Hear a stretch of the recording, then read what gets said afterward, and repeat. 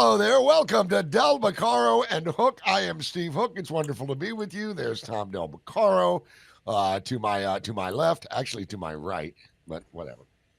Anyway, we got a big show for you today. By the way, don't forget to check us out on Rumble, on YouTube, on Patriot TV. That's patriot.tv/DHED. And, of course, our friends at X America News on the X platform.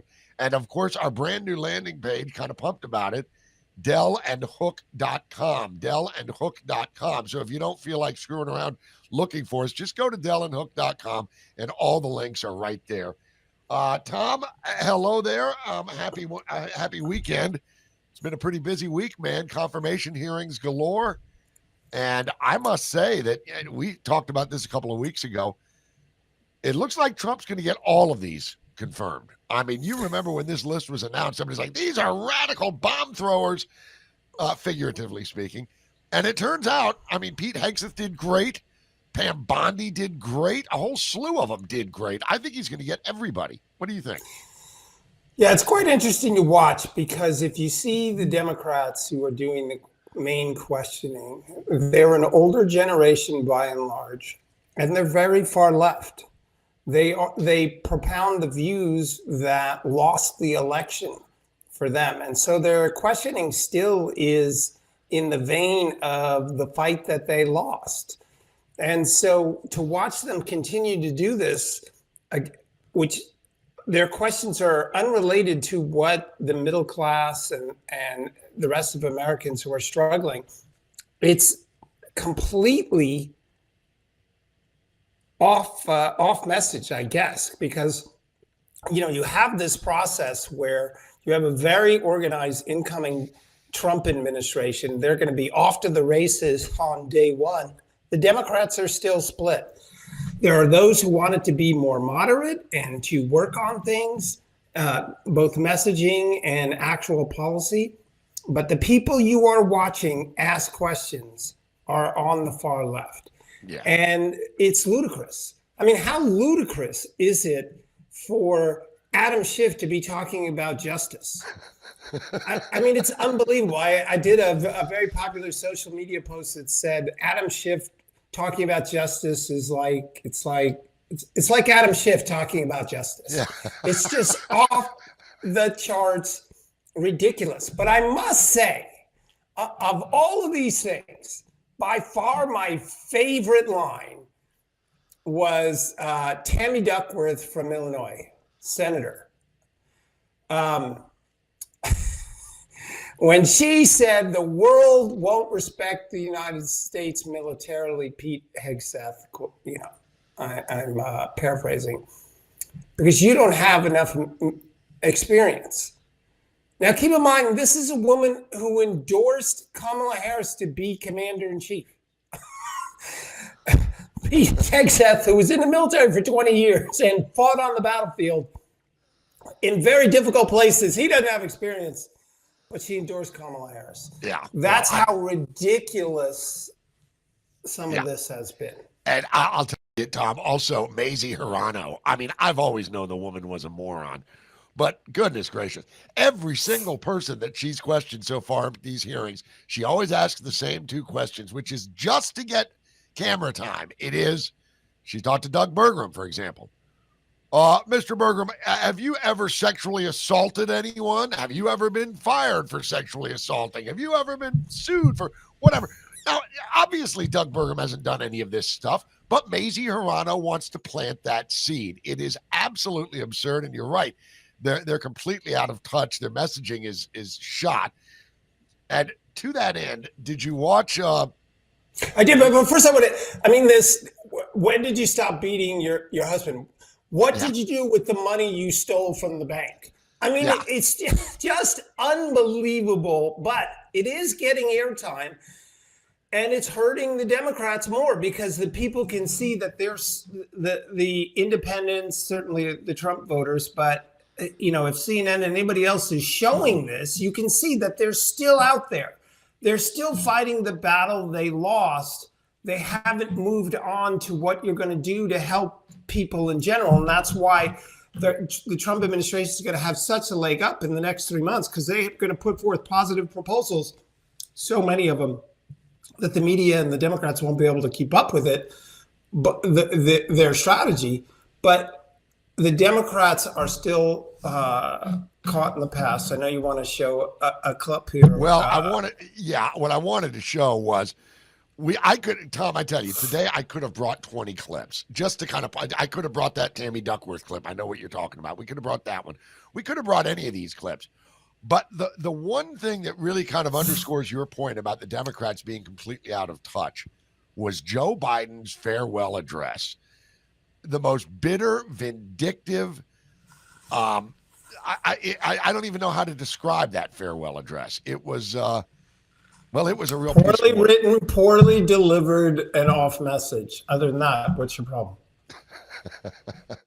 And don't forget, hypocritical, because I want you to hear what Biden said about his fear going forward in America. Biden's fear, and we all need to worry about this. Cut one, go. I have no doubt that America's in a position to continue to succeed. That's why my farewell address tonight, I want to warn the country of some things that give me great concern. This is a dangerous and that's a dangerous concentration of power in the hands of a very few ultra-wealthy people. The dangerous consequences if their abuse of power is left unchecked. Today, an oligarchy is taking shape in America of extreme wealth, power, and influence that literally threatens our entire democracy, our basic rights and freedoms, and a fair shot for everyone to get ahead. We see the consequences all across America, and we've seen it before. More than a century ago, but the American people stood up to the robber barons back then and busted the trusts. They didn't punish the wealthy, just made the wealthy play by the rules everybody else had to. Workers want rights to earn their fair share. You know, they were dealt into the deal, and it helped put us on a path to building the largest middle class, the most prosperous century any nation in the world has ever seen. We've got to do that again. In the last 4 years, that's exactly what we've done. People should be able to make as much as they can, but play by the... Okay, so folks, I actually addressed this issue in my book, The Lessons of the American Civilization, at length. First of all, just some history here. Carnegie, Rockefeller, and Morgan had about 8% of the country's wealth. Right now, the richest, Elon Musk has not even one, I don't even think he has 1%. So it's a much different time. The economic powers in America are far more evenly distributed than they were during that period of time. So he's like, but let's talk about the oligarchy and the risks that America faces. Yes, there are some very powerful figures. The media on the left, exceptionally powerful. Big tech, Google, Meta, that kind of thing. They all 6 years ago were aligned with the Democrats, and he didn't raise a word about it because he was benefiting from it. Now suddenly, I don't know if we can trust that they found the light, but they have shifted. They're claiming they're not going to censor and fact check and blah, blah, blah, right? So, but the real risk to the American Republic is the size of the U.S. And again, I go over this at length in my book. The size of the U.S. government, the fact that it's, along with regulations, is 45% of the U.S. economy, total costs.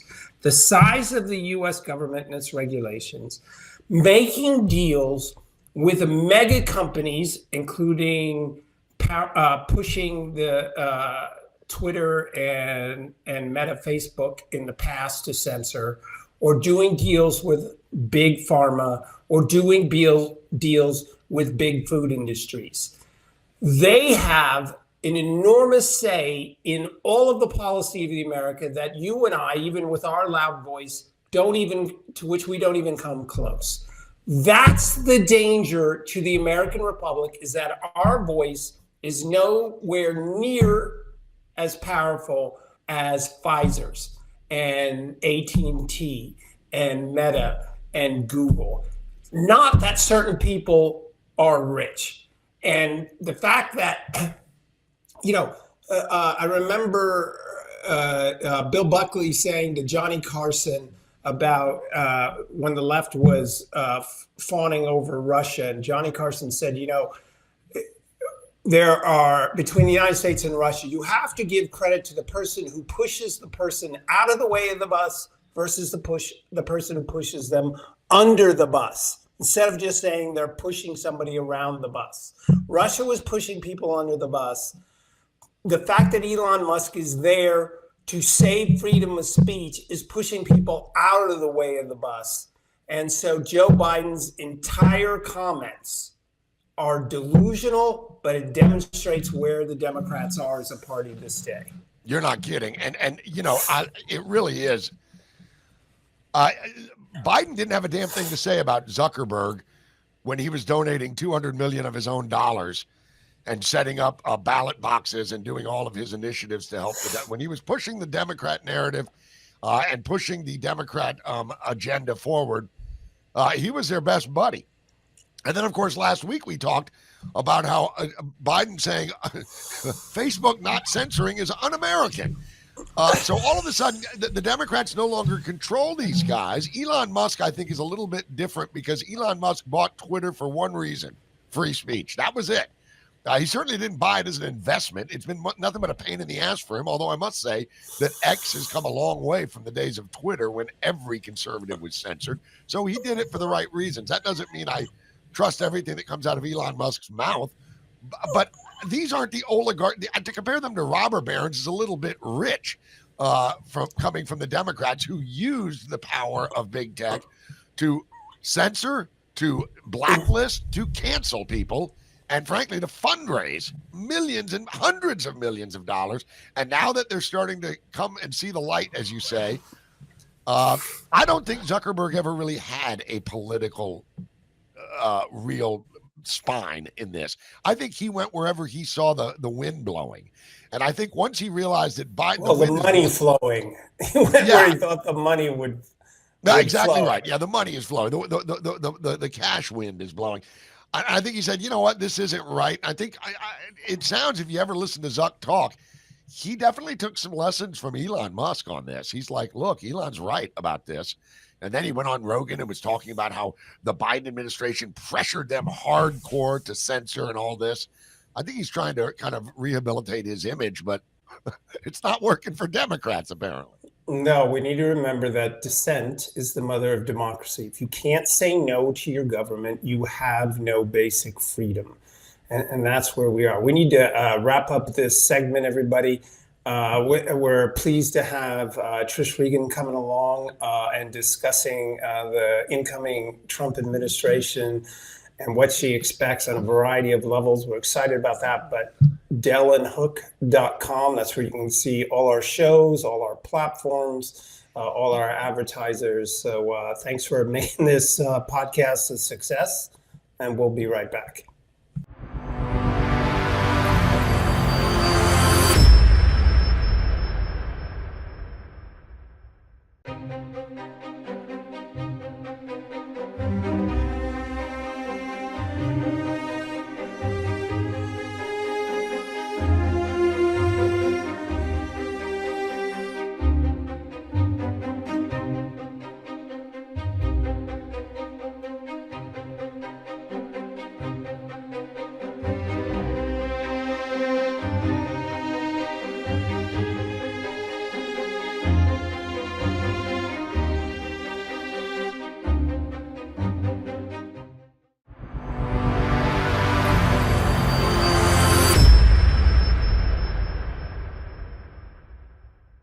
Welcome back, everyone, to the second segment of today's show, Beccaro and Hook. You see our landing page there, DellandHook.com. Please join it there. I'm thrilled today to have a good friend of mine, a great media person. I miss doing shows with her on a certain network. So let's welcome in Trish Regan, who is reached a whole new level with her Trish Regan show or podcast. That's 5 days a week. You can get it on YouTube, but honestly, just Google Trish Regan and you're going to find that show right away.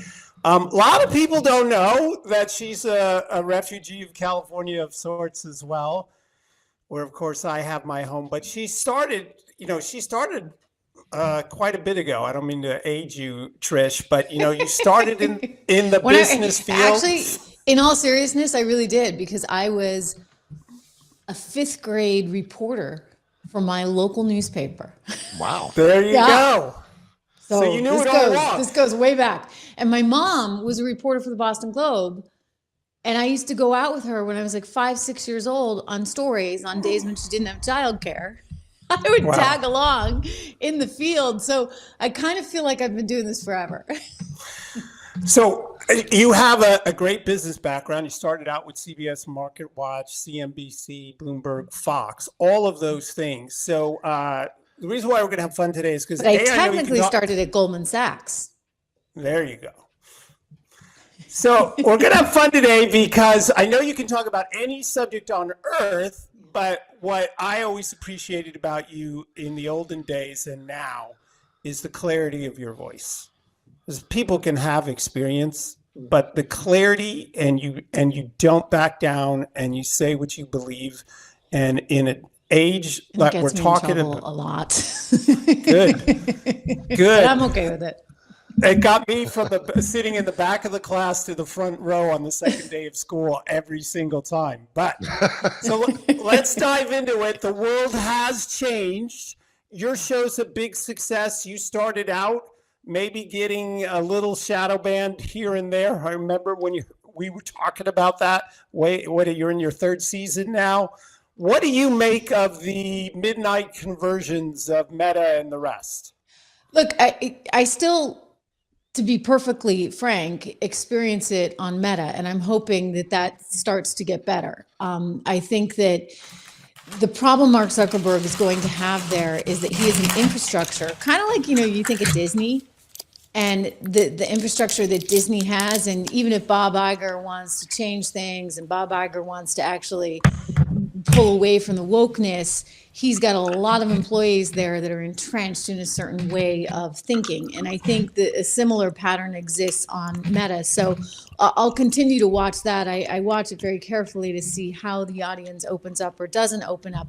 But Google has been great. YouTube has been a big, big success for us. We're on Rumble as well. We're on Twitter, X, as I should call it as well. And look, it's just exploded. And it's been exciting for me to see because, look, I started with 0, right? I mean, I had a YouTube account. One of my wonderful young producers who understood YouTube years ago was like, I think you need a YouTube account and you should own it. Make sure Fox doesn't have this. And she set it up for me, but I'd never used it.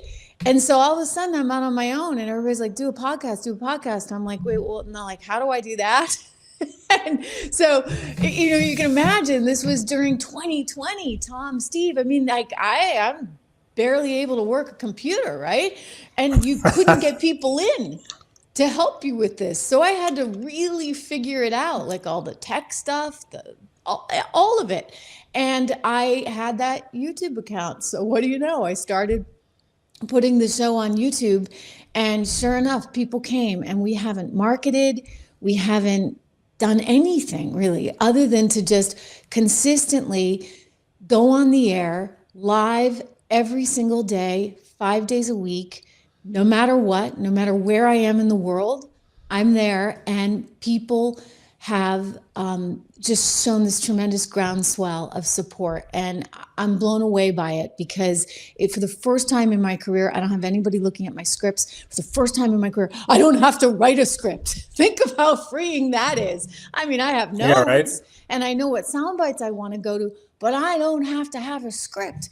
And it's really just this freeing, fantastic, and I think really authentic kind of programming that really is the future. Hear, hear. So we covered Biden's oligarchy comments, the big tech oligarchy used to be 100% in his corner. It's not there now. What do you make of that? I think big tech is looking out for big tech. All right, let's be perfectly honest. Let me be careful how I say this, but look, the reality is big tech knows which way the wind blows. Do I believe Mark Zuckerberg when he suddenly seems to have had this epiphany and this conversion? Look, as a Meta shareholder, I like that he knows which way the wind blows.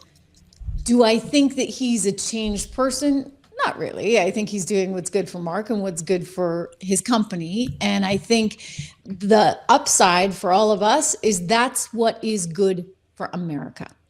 Really and truly. I mean, we need this freedom of speech. And thank you to Elon Musk for leading the way and showing the rest of the tech community that actually the answer to quote unquote bad speech is more speech. And when I think back over all that we have been through as journalists, as commentators, as Americans over the last 4 years, wow. I mean, we've come so far, and I'm so pleased and so happy and so excited for what lies ahead because, you know, they've taken off those chains, so to speak. Yeah. Imagine you're actually shutting down the president of the United States, but the Ayatollah gets to keep his account. Give me a break. Yeah, it does seem, Trish, hey, it's just wonderful to have you on the program today. Thanks, Steve. It does seem a little bit, I would say hypocritical, but that's redundant. Of course they're hypocrites. They've been hypocrites forever.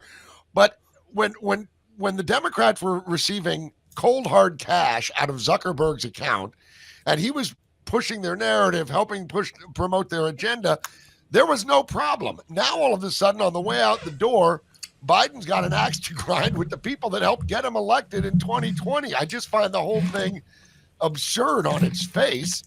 But I think you're right. I think Elon has a lot to do with it, but I think big tech has kind of found their footing and said, we better go forward and start doing right. There's a lot, Steve, at stake, right? Because think of all the massive technological changes that are happening with AI. Gee, I wish I had ChatGPT when I was trying to put my studio together and figure out, how the cameras worked. I didn't, think of the miraculous changes that are happening there.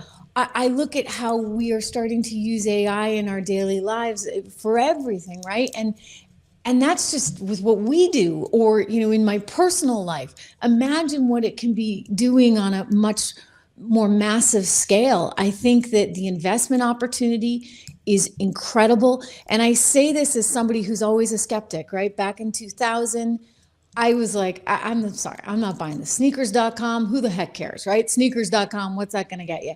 Now, though, I look at what the web will become in this sort of metaverse universe with Web 3.0 or whatever you want to call it. And it's incredible. And we have just barely touched the surface of what's to come. So if you're a technology company, you want to be part of that. And guess what? Donald Trump gets it. He wants to be part of that too. He wants America to lead the way on the tech front. So it makes sense, only good sense, for everybody to embrace the change that's coming. And it's happening on many levels. I mean, whether you want to talk crypto, whether you want to talk about tech. I mean, even when I go into the Apple store, because one of my kids just loves this. He drags me in to see those goggles, Apple Vision Pro. I don't know how many demos I've had to sit through. It's like our Saturday outing at the Apple store. And he's like, Mom, this is amazing, isn't it? Yeah, it's amazing, because I'm like watching this and I'm on the front seat or on the court, on the basketball court, right? Yeah. Watching this athletic event. That's where we're going. Like, everything is changing, and it's changing so fast. Media is changing. And I'm excited to be part of it. I'm excited that Trump wants to be part of it. I'm excited that tech CEOs are on board, because I want America leading the way. Right? Yeah. We can't turn into France and let China take over. We need to be out in front of this. Let me ask you this, Trish, because you just touched on something. This isn't happening in a bubble. The tech advances are great. It helps outfits like you, and it helps outfits like what Tom and I are doing here. But this is happening at the exact same time that mainstream media is taking it in the neck. Their numbers have never been lower. So is this, I'm a longtime radio guy. And I left radio after 41 years, almost 42. And I remember saying to the guy, one of my partners that I worked with at the last station, I said, I feel like one of the greatest buggy whip makers as the first Model A's are rolling off the assembly line.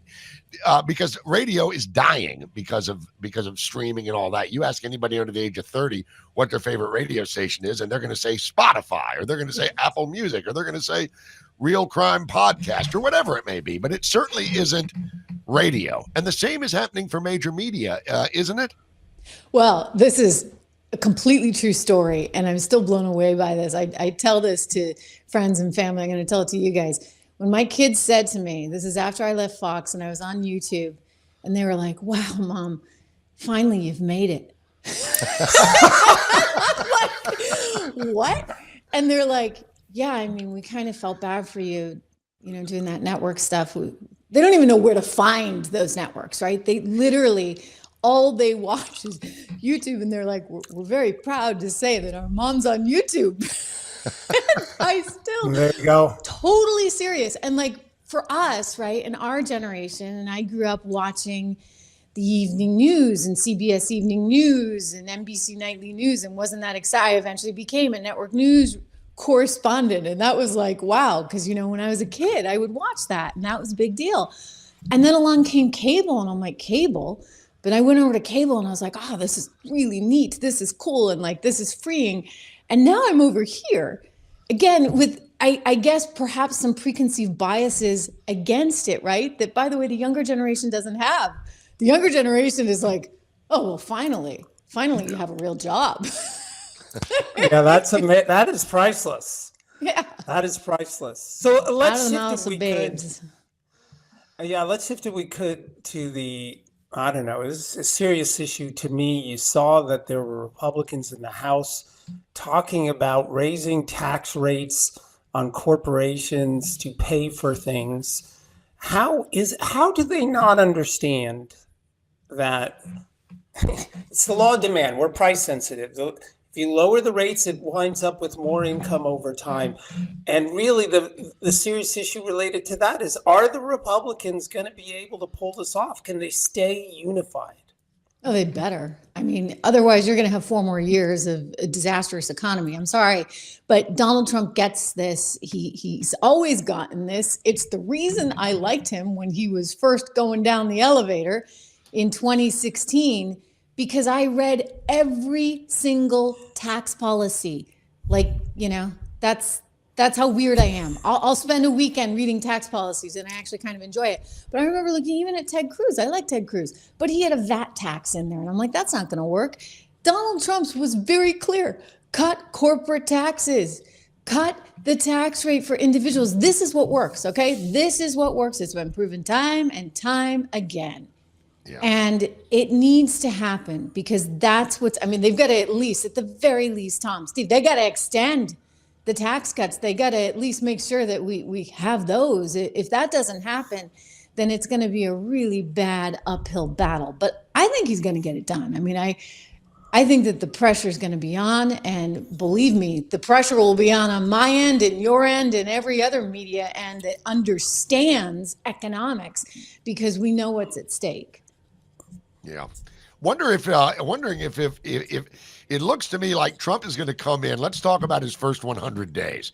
He's going to come in there, and I would suspect that even before he finishes taking the oath of office, he's already got probably up his sleeve a whole slew of EOs coming down the line.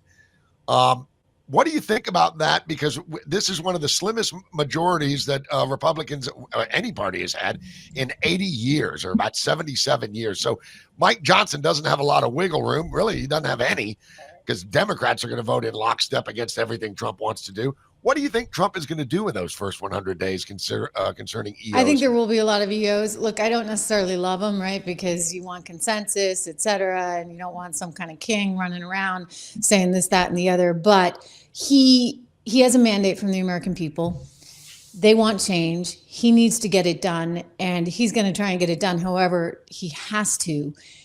I do believe he's got a very talented legal team. They've spent the last 4 years looking at some of this, and so they're prepared for these legal challenges. And so I don't think they're going to do anything too wacky, but I do think that he's going to take this opportunity to find places where he can really have a big effect. I mean, the border is one of them, right? He really wants to make sure he cracks down on that border.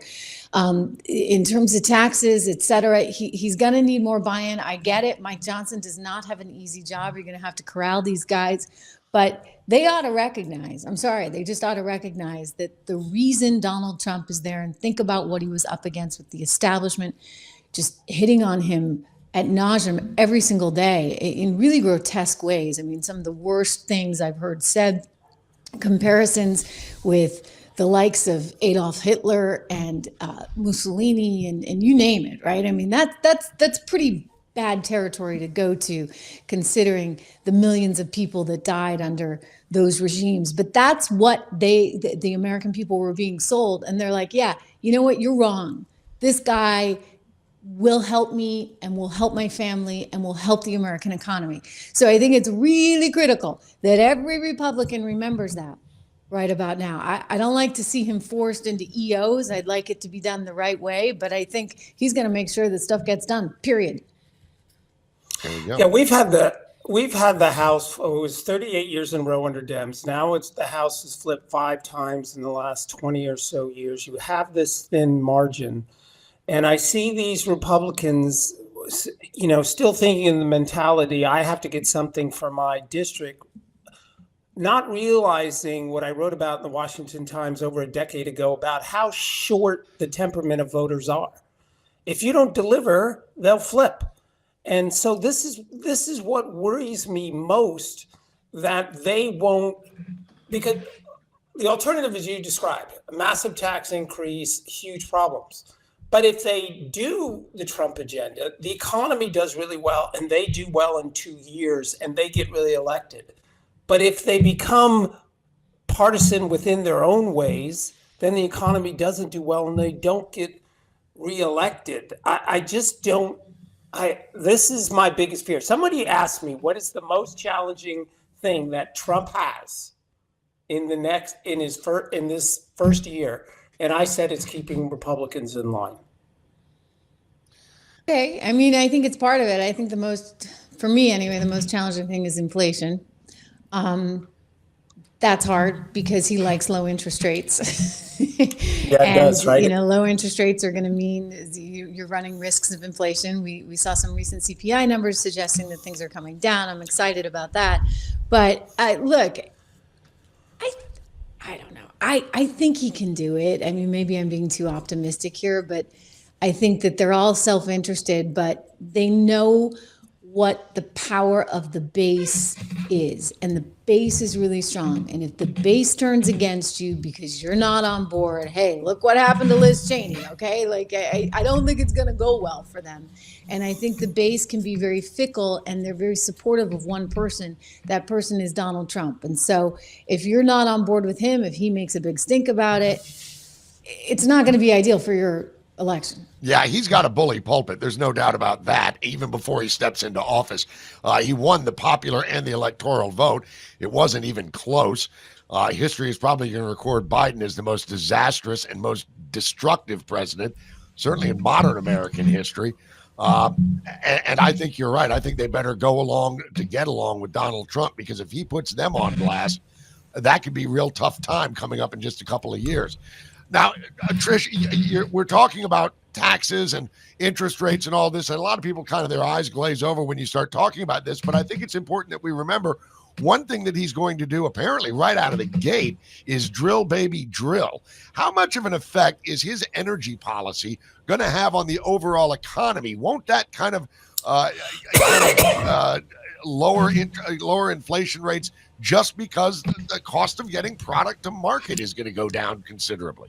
Yeah, theoretically. I mean, Joe Biden is trying to do what he can in the 11th hour to make sure that he can't drill as much as he would like to. But if you open up those energy markets and you get better investment in them, yes, then it should drive down the price of oil, driving down the price of getting goods from point A to point B, driving down the price of gasoline. All of this matters. I mean, it was sort of bizarre to me. Like, I was watching this Biden administration really from day one. I was like, okay, here we go. Jimmy Carter 2.0. And it really was. And it was like one hand wasn't talking to the other. For example, you know you got an issue going on with Ukraine, right? You know that you might have to take off natural gas from Russia because of this issue with Ukraine. So why would you shut down all your drilling in the US at the exact same time, knowing that you're going to have less energy on the worldwide market available? I mean, it's like the energy department doesn't talk to the State Department. It's bizarre to me. It's like these people should all be working in concert, but I don't think they had leadership with Biden that was actually connecting the dots. Like Trump would get that in 2 seconds, right? He would be like, okay, if we're going to shut off for Europe a massive supply of energy, we better make sure like we have enough energy that it's not going to drive energy costs through the roof. But they did the opposite of that. Maybe they thought that they were going to get more people to buy EVs, but that didn't happen. People couldn't afford them. They couldn't afford them because the inflation was too high. I mean, it was just this really, really bad cycle of events. And I think you just need, and I'm going to say this, you just need smarter people. You really do. And I look at the cabinet picks here and I am so excited because they're not just sort of career Washington types. They're people who are thinking outside the box, intelligent people who are not going to just deal with the status quo and hopefully will work well together. And they're being led by somebody who knows how to connect the dots, who gets it. Like if we do X, then you have to understand the implications of Y. Yeah, so if we can, I cherished that moment yesterday when Scott Bessent said you gave a Medal of Honor, or Biden gave a Medal of Honor to an oligarch. A couple of oligarchs. Yeah, right. So who do you think that was? Was that Soros and Hillary? Yeah, well, right. It was definitely Soros. Dark money. If there's ever a comic book of dark money leaders, he would be the first villain within it, would he not? So what's your thoughts on Scott and, all of this short-term borrowing by Yellen and the spending and how he has to refinance all of that? He's got a hard job ahead of him, but let me just tell you, I love Scott. And I don't know him personally that well, but I have a lot of friends that have worked with him. And I've just gotten tremendous feedback. They've said that he's one of the most brilliant minds in finance they've ever come across.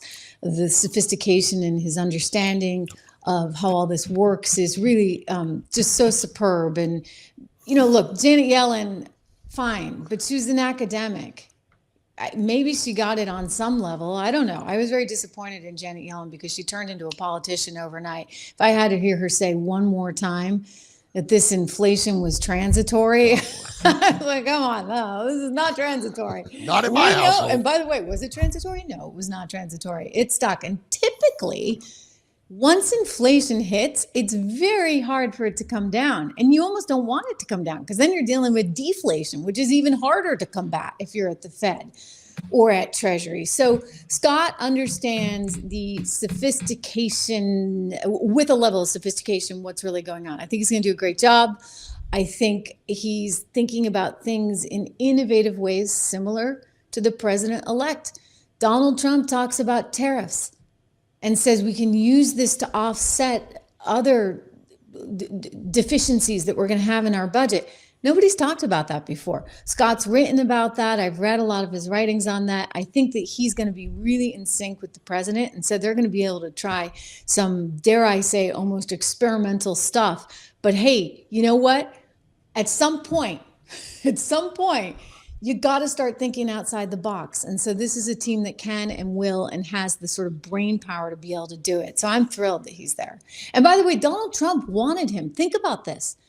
He wasn't the first pick of some of the others, like Elon Musk was pushing for the Cantor Fitzgerald guy, who I like very much. He's a nice guy. I've known him for many, many years. But Scott has I guess, and I don't want to say anything against Howard, but like just a level of sophistication from sources that I'm close to that is superior and exactly what you want. I mean, this is the person that's signing the treasury notes, right? You want that level of sophistication there. And in terms of Janet Yellen, I don't know. What do you guys think? She turned into a complete hack in my estimation. Good riddance to bad rubbish. Yeah, absolutely. She lost her credibility almost right away.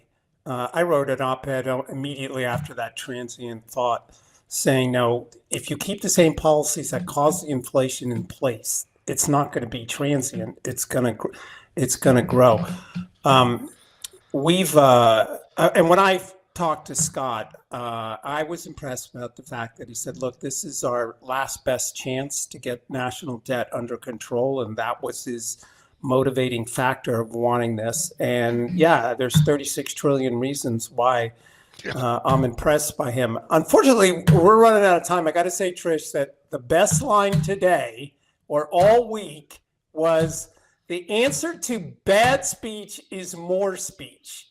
That's what I mean. That I'm stealing that. I'll give you credit for a couple 3 weeks, and then I'm going to say, as I've always said, but truer words can't be spoken, right? You don't shut down speech. In my book, I say the dissent is the mother of democracy.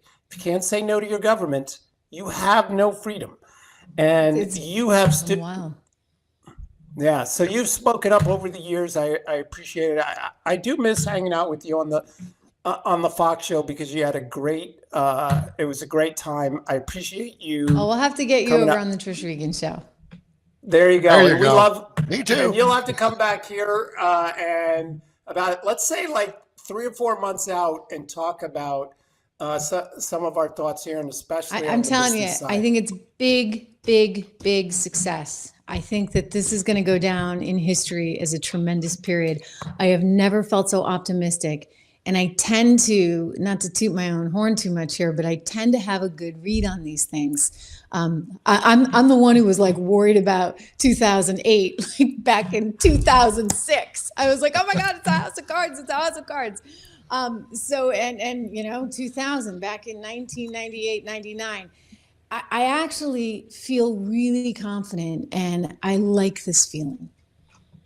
Yeah. All right. Agreed. There you go. Agreed. All right, Trish, thanks so much for joining us, and we'll be right back on Beccaro and Hook.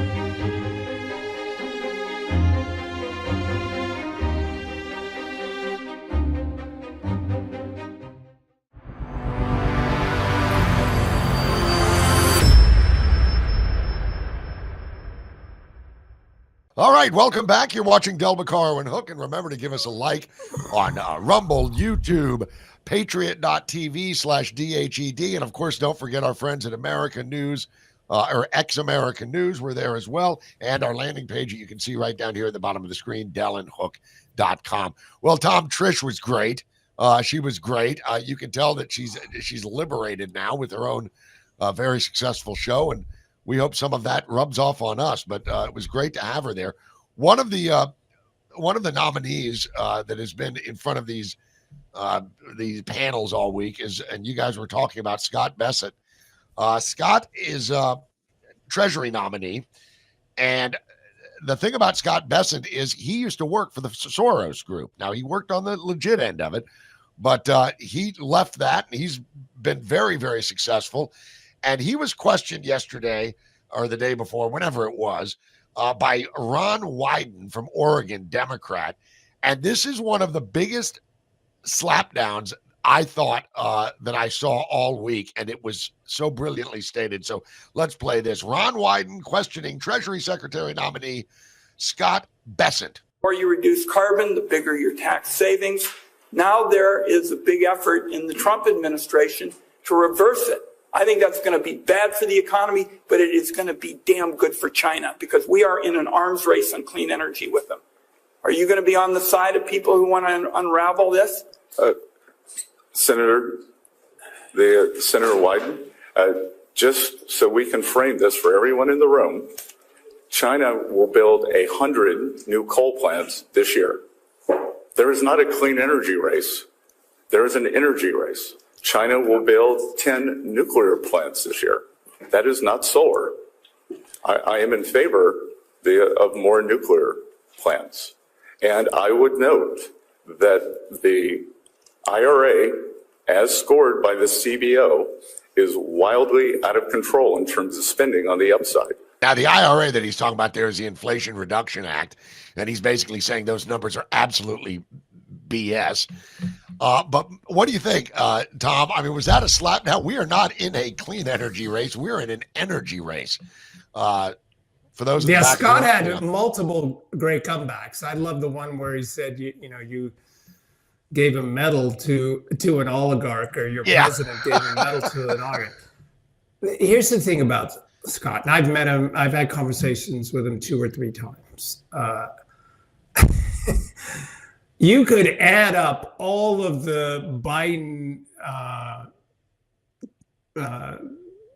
cabinet members, and ain't going to be as smart as Scott, right?